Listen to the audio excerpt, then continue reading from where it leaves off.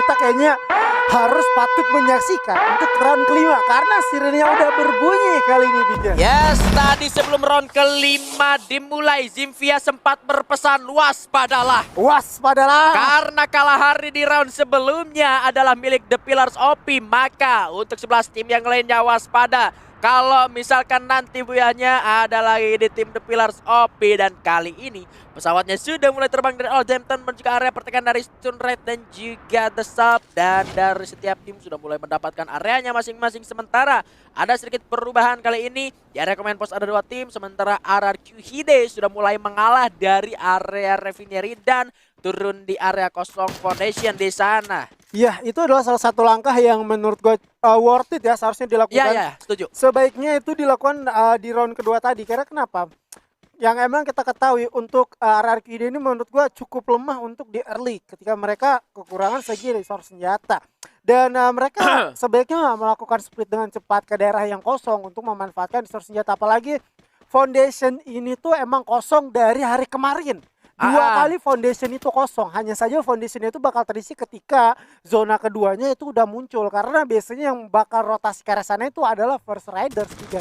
Nah, tapi ini ya bisa dimanfaatkan oleh anak-anak dari tim RRQ Hide. Sementara kalau kita ngomongin soal West Bandits, lagi-lagi di drop zone pertamanya, entah itu di map manapun, kadang-kadang selalu saja mereka nggak bisa tenang. Setelah kemarin ada gangguan juga, kali ini mereka harus bertempur bersama dengan Aura Esports, Aura Ignite, dan mendapatkan boss plot terhadap Elzia ternyata Azure. Iya betul banget, Elzia dan juga LX7 ya berhasil didapatkan pria idaman wanita. Emang bener-bener idaman kali ini karena berhasil mempick up shotgun di depan pria idaman wanita yang harus jatuh. Namun ada shotgun yang bakal berlawanan aja dengan double vector. Kali ini Rosman bakal coba untuk melakukan pergerakan yang sebelah kiri. Namun itu dia berhasil dibokong oleh Amek sehingga Amek menyudahi peperangan kali ini, Bigan. Yes, sebuah kesulitan dihadapi oleh anak-anak dari West Bandits Esports, yang mana rupanya lawan yang mereka hadapi adalah tim Aura Ignite, yang benar-benar kalau boleh gue bilang selama 4 round berlangsung tadi Aura Ignite masih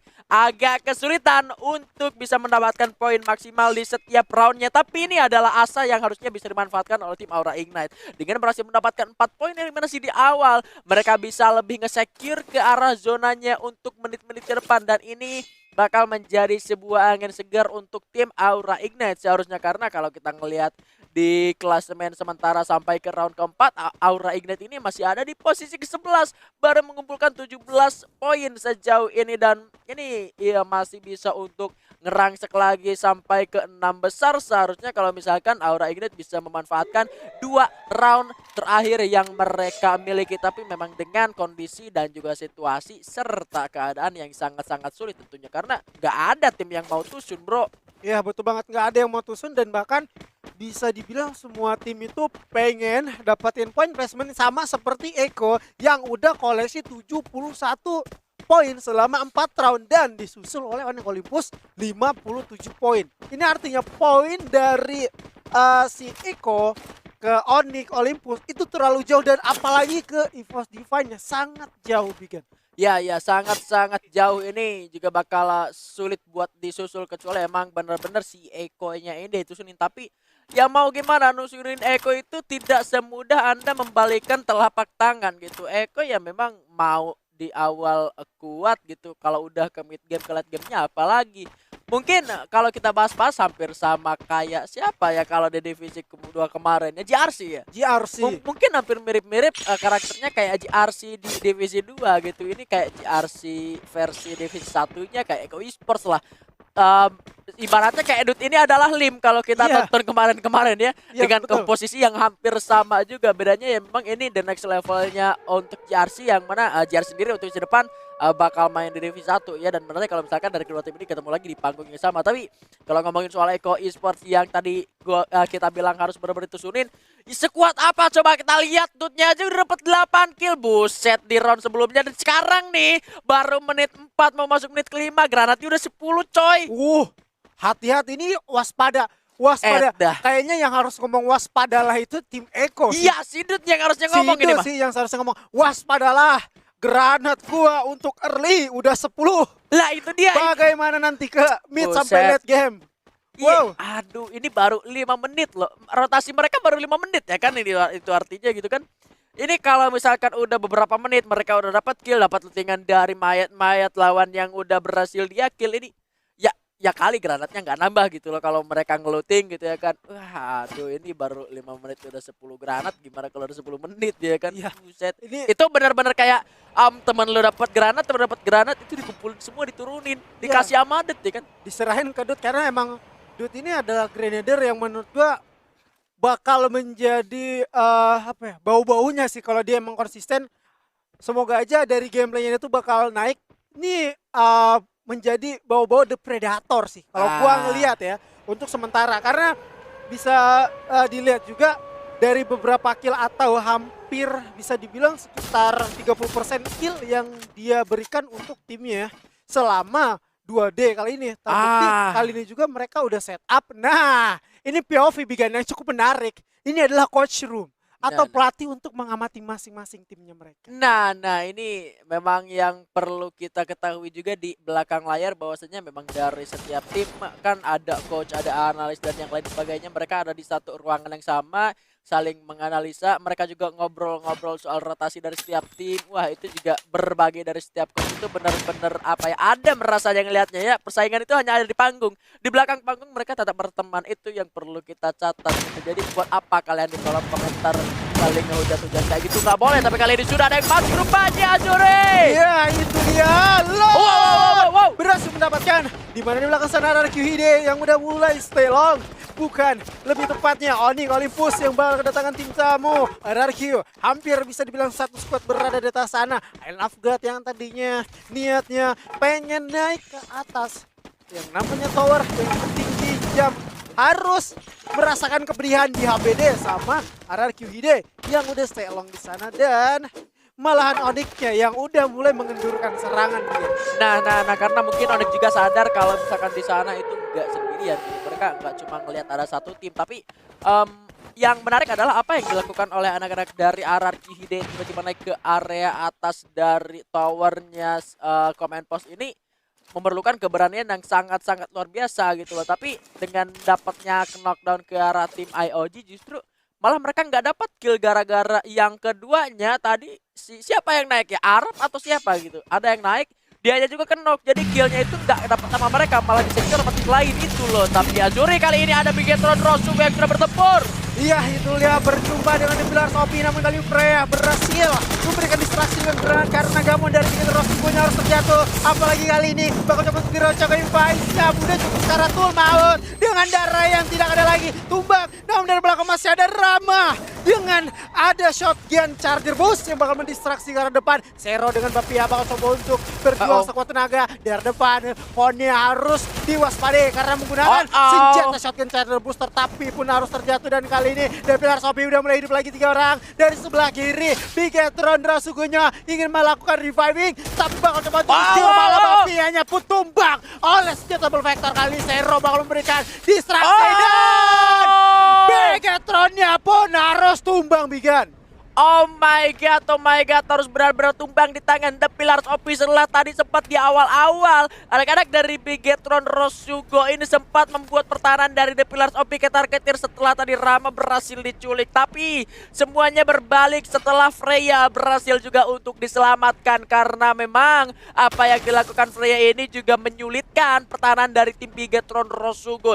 Tidak lepas juga dari peran seorang Bapia yang terus-menerus memutari setiap sisi dari pertahanan Bigetron Rosugo, sambil apa yang dilakukan oleh Seiro berhasil memanfaatkan momentum yang dilakukan oleh Bapia untuk terus ngedistraksi pertahanan dari Bigetron Rosugo. Freya-nya berhasil diselamatkan. Penyerangan gak kendor sampai situ saja. Setelah Freya berhasil diselamatkan, langsung masuk meskipun Bapianya sempat terkena down, tapi nggak jadi masalah karena dia berhasil jadi umpan dan berhasil diteruskan oleh Freya dan juga Seiro yang ngebuat Bigetron Rosugo setelah berhasil mendapatkan Buya di round keempat tadi harus benar-benar menelan pil pahit dan harus tumbang di posisi ke-11. Jadi PR lagi, but ini benar-benar apa yang dibilang oleh Zimvia, waspadalah ya, Bigetron Rosugo jadi korban. Ya, jadi korban pertama ya untuk di dalam round kelima kali ini. Tapi kayaknya nggak nutup kemungkinan bakal ada korban-korban lain yang bakal dibunuh juga sama The Pillars of P. Dan juga kalau gua ngelihat sejauh ini berjalan di Gane, itu kayaknya revival spot kayak nggak berfungsi banget. Malah yang hanya berfungsi itu finding machine dan revive dari finding machine. Namun baru kita bilang tadi juga yang niatnya pengen untuk melakukan reviving, malah di Pillars of P berhasil mendapatkan satu orang, di mana Kingsnya berhasil menjadi korban selanjutnya. Straw Hat, sang kaptennya, harus ditumbangkan di tangan seorang Freya. Kali ini bakal coba melakukan adu mekanik. Shotgun charger bos, dua orang didapatkan, di mana Freya akankah terjadi momentum clutch kali ini? Karena 1 melawan 2 pun tidak ada apa-apanya. Satu orang masih bertahan hidup. Freya mencari pergerakan sambil lebih santuy karena 2 orang lagi dari Straw Hat timnya yaitu Kings harus melakukan serangan ulang. Namun masih ada satu asa berjalan di sebelah kiri dan kanan mencari sambil mendekatkan step. Udah berhadapan 2 orang, satu menggunakan shotgun charger boost dan satu lagi menggunakan double vector. Harus berhati-hati dimana kali daripada seorang Freya udah merasakan satu distraksi yang menurut gua cukup mengganggu karena darahnya kali ini bakal coba untuk di-cross, coba untuk melakukan adu mekanik, tetapi adu mekanik dari belakang. Freya bener-bener harus tryhard kali ini dari satu orang sebelah kanan dan Sulit. dan dia Pillars of P-nya pun harus puas di peringkat ke-10 Bigen. Sulit karena memang mereka sudah kalah secara jumlah player, meskipun kalau boleh gua bilang pergerakan dari Kings pun untuk follow up ini agak sedikit terlambat. Dan apa yang dilakukan lagi-lagi Freya sebagai orang terdepan dari pertahanan tim The Pillars of P ini benar-benar membuat anak-anak dari tim Kings Esports ini sangat-sangat kesulitan untuk nge-take down 3 player sisa dari The Pillars of P itu sendiri. Mereka kuat dengan pertahanan mereka kuat dengan penyerangan mereka, tapi memang Kings nyatanya dengan follow up yang mereka lancarkan meskipun agak sedikit terlambat, tapi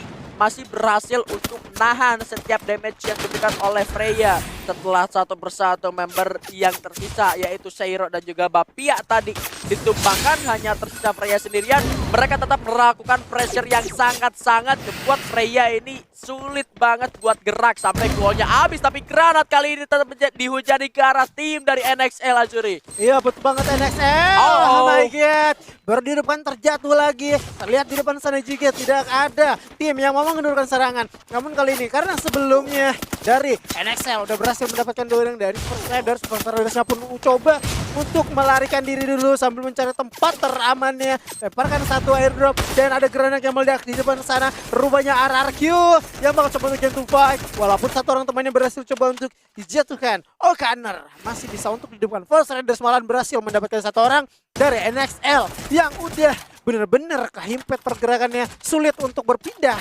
dan juga RRQ terus memberikan distraksi.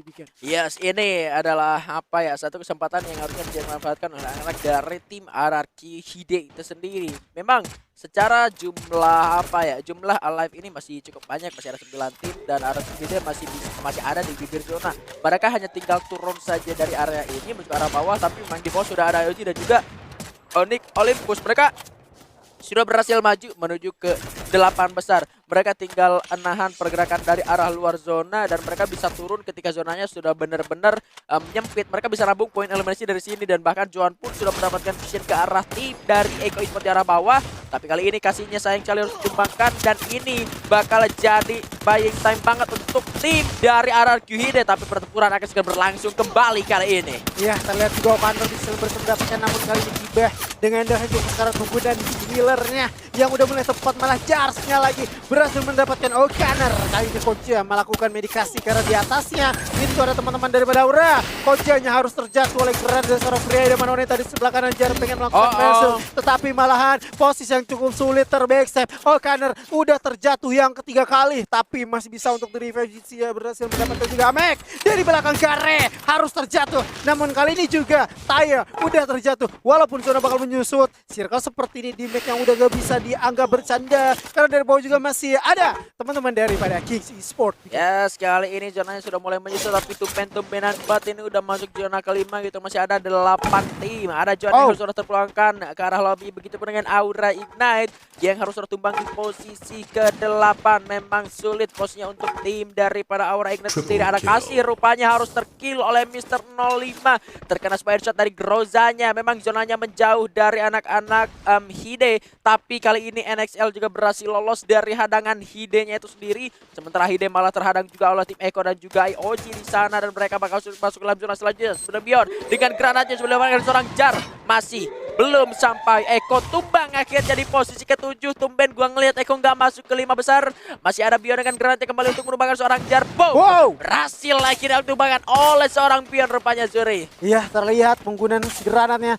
Yang pertama itu cukup miss, dan yang kedua udah on point dan kali menyisakan 20 amat yang bakal bertahan, namun di depan sana penggunaan satu triple hook hanya menjadi malapetaka bagi seorang Jardo, mengantarkan nyawa kepada MR05. 5 poin eliminasi kalian bakal coba untuk diamankan. Quadra kill udah buat diri sendiri, namun Onyx Olympus yang ini melakukan skill ke depan malah udah dihuni juga sama teman-teman Kings. Namun dari belakang masih terlihat juga tembakan yang udah cukup cepat, banyak banget menguras darah dari arah depan. IOG back bakal coba untuk menembak, tetapi MR05 memberikan visionnya kali ini bikin. Yes, masih ada 5 tim tersisa, 11 orang yang masih hidup. Olympusnya rupanya harus tumbang di posisi kelima kali ini, menjadi asa untuk tim EVOS Divine. Begitupun dengan Island of Gods, tapi satu orang dari NXL cukup sulit. Kings tumbang sudah di posisi keempat. Island of Gods masih ada, tapi Lordnya berhasil tumbangkan seorang Abax. Rupanya Jafranya sudah mulai hidup kembali, baru aja turun, belum dapat senjata juga, baru cuma pistol doang. Masih hanya berputar-putar saja, menembak dengan menggunakan J18, tapi memang sangat sulit. IOG-nya juga tumbang bersama dengan NXL dan Buya untuk tim EVOS Divine pada round kita yang kelima. Congratulations EVOS Divine, akhirnya EVOS Divine berhasil